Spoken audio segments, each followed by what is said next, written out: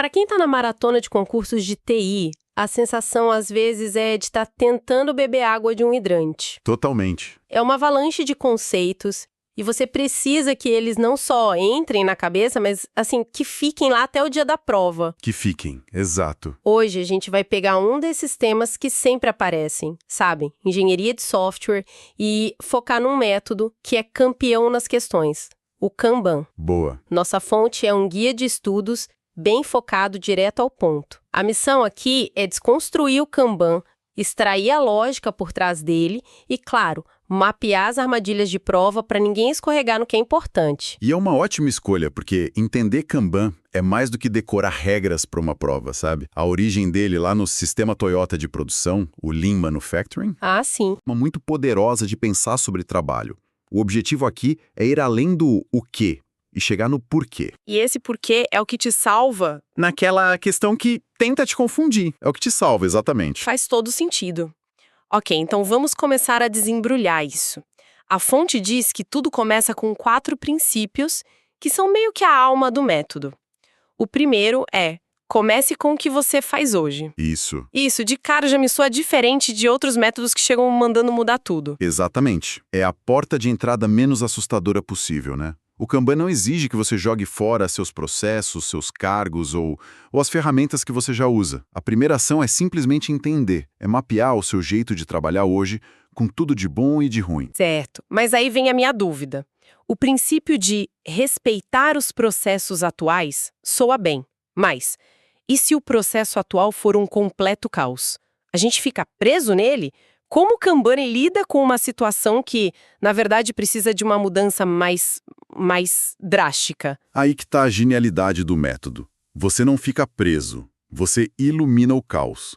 O Kanban te força a visualizar esse processo caótico e quando o caos se torna visível num quadro, com todas as suas ineficiências ali expostas, ele se torna intolerável para a equipe.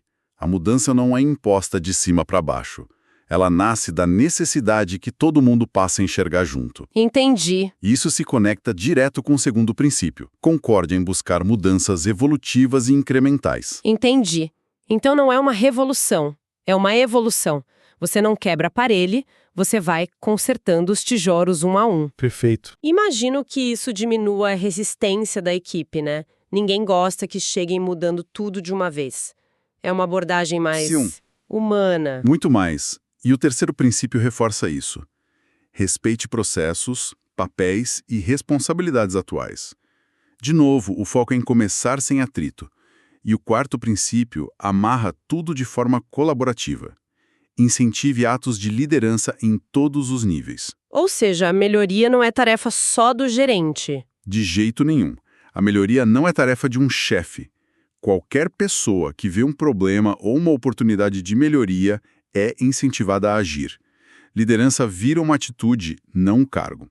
Ok, a filosofia é poderosa. Mas como isso sai do campo das ideias e vira algo prático, do dia a dia? Como essa filosofia se traduz em ações? O que é fascinante aqui é a ponte que o método cria entre a filosofia e a ação. E essa ponte são as 6 práticas. A primeira é a mais famosa. Visualizar o trabalho. O quadro, né? O quadro. Eu já vi uma equipe onde o gerente guardava todas as prioridades na cabeça dele. Era um inferno. Nossa. Ninguém sabia o que era mais importante, o trabalho mudava de direção a toda hora. No dia em que colocaram tudo num quadro pela primeira vez, a equipe inteira respirou aliviada. O trabalho que antes era abstrato virou algo concreto, visível para todo mundo. Nossa, consigo imaginar a cena. E essa visualização me leva à segunda prática, que para mim é o coração do método. Limitar o trabalho em progresso, o famoso WIP. Ah, o WIP. E aqui está a grande sacada que muita gente não pega. O limite de WIP não foi feito para deixar as pessoas ociosas. Exatamente o contrário. Como assim? Ele é o raio-x do seu processo. Onde o trabalho empaca é onde a dor está. O limite não cria o problema. Ele acende uma luz de neon piscante em cima do gargalo que já existia e que talvez todos estivessem tentando ignorar. Total. Isso é basicamente a minha caixa de e-mails. Quando eu tento responder 20 coisas ao mesmo tempo, não termino nenhuma direito. Se eu me limito a focar em 3 ou 4, Fluxo anda. o fluxo anda. É o mesmo princípio. É contraintuitivo, mas parar de começar coisas novas é o que te faz terminar as coisas mais rápido. Perfeito. O que nos leva à terceira prática: gerenciar o fluxo. Com trabalho visível e o WIP limitado, a equipe consegue analisar o ritmo. O trabalho está fluindo suavemente ou está engasgando em alguma etapa. O objetivo é um fluxo saudável, previsível. E a quarta prática ajuda nisso, né? A de tornar as políticas explícitas. Ajuda muito. Não basta ter colunas. É preciso definir as regras do jogo. O que significa pronto? Que critérios um card precisa atender para passar para a fase de teste? Isso evita o "eu acho que" e cria um entendimento comum. E as duas últimas práticas fecham o ciclo de melhoria, certo? Implementar ciclos de feedback e... Melhorar colaborativamente. Exatamente. O Kanban não prescreve reuniões fixas, mas ele incentiva feedbacks constantes. A equipe olha para o quadro, olha para os seus dados e se pergunta: onde a gente pode melhorar? A melhoria colaborativa e baseada em dados, não em achismo. É um ciclo virtuoso: visualizar, limitar, gerenciar, aprender e melhorar, repetidamente. Ok, então essa filosofia toda se materializa no famoso quadro Kanban. Na prática, como a gente monta essa radiografia do processo? Quais são as peças desse quebra-cabeça? A anatomia do quadro é bem intuitiva, na verdade. A unidade fundamental são os cartões. Cada cartão é uma tarefa, um item de trabalho. Simples. Depois, temos as colunas, que representam as etapas do seu fluxo. O clássico a fazer, fazendo, feito, é só o começo. Um fluxo real pode ter análise, desenvolvimento, revisão de código, testes. As colunas devem ser um espelho fiel do seu processo. E a fonte menciona também as swim lanes, as raias. Seria tipo a fila expressa do supermercado dentro do quadro. É uma ótima analogia. As swim lanes são faixas horizontais que permitem categorizar o trabalho. Você pode ter uma raia no topo para bugs críticos, que precisam de atenção imediata. Certo. E outras para novas funcionalidades ou débitos técnicos. Elas ajudam a equipe a visualizar as prioridades e a alocação de esforços sem precisar perguntar para ninguém. E claro, a regra de ouro que já falamos, os limites de WIP. Aquele número que fica no topo de algumas colunas e que causa tanto debate. E se a gente conectar isso ao quadro geral, o limite de WIP é o que transforma um simples quadro de tarefas em um sistema puxado. Sistema puxado. O que é isso, exatamente? Um sistema puxado significa que o trabalho só avança quando há capacidade disponível na etapa seguinte. Sem o limite de WIP, o quadro é só um mural, um lugar para colar post-its. Com o limite, ele se torna um motor de fluxo. Entendi. É a peça que força a colaboração.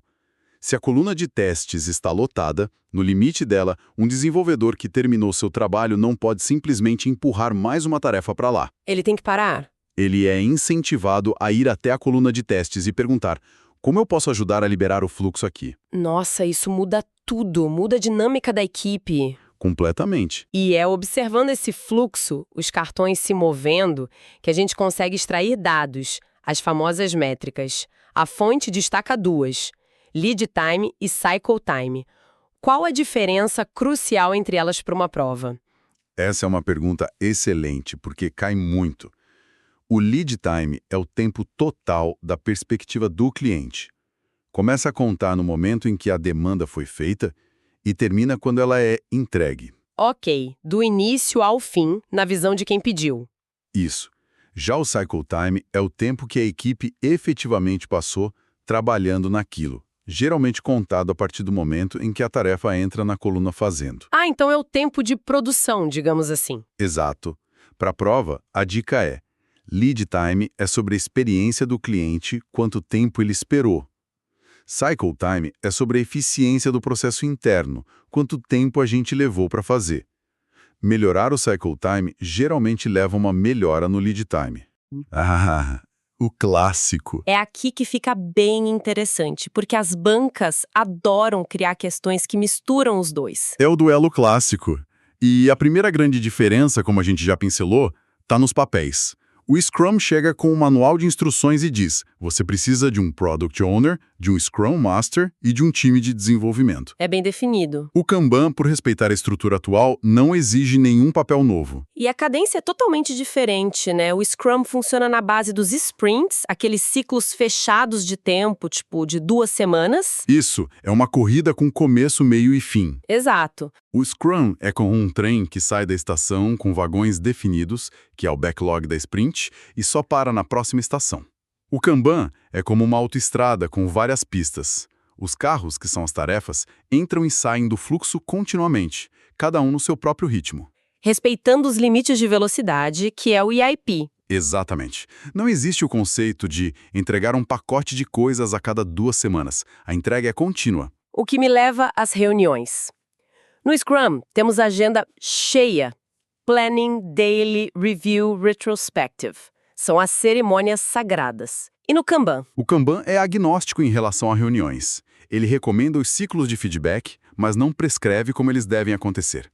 A equipe pode ter uma reunião diária em frente ao quadro, uma semanal, o que fizer sentido para ela.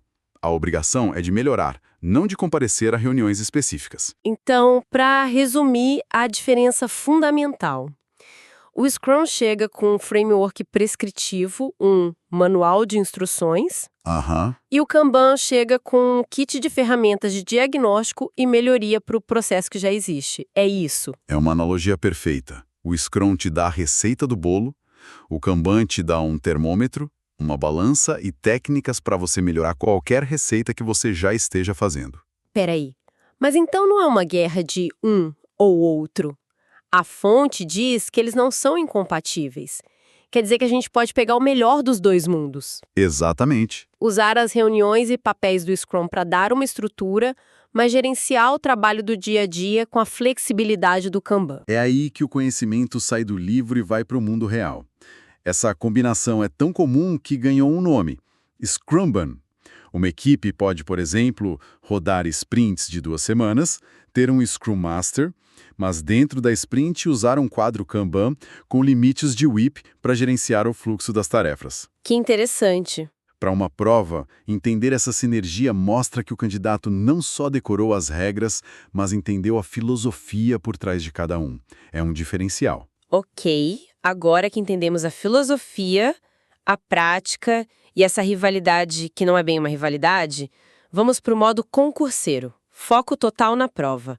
Onde é que moram as pegadinhas? Vamos fazer um caça-mitos rápido. Primeiro mito que as provas adoram. Kanban exige papéis definidos como o Scrum. Falso.